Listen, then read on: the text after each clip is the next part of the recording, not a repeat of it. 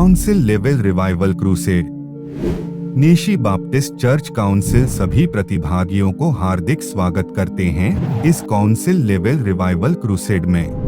तारीख 28 अक्टूबर से 30 अक्टूबर 2022 तक। स्थान न्यूज़ बाप्टिस्ट चर्च, यूपिया pastoral range, NBCC।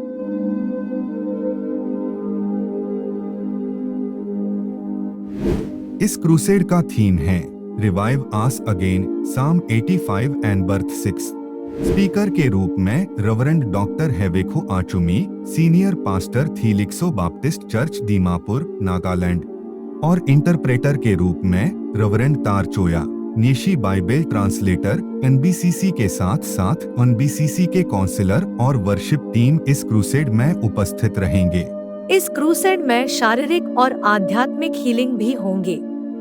Nyishi Baptist church council की जनरल सेक्रेटरी रेवरेंड तागांग गीलो की तरफ से सभी को दरखास्त यही है कि आप सभी यहां आए और ईश्वर की आराधना में हमारे साथ दें।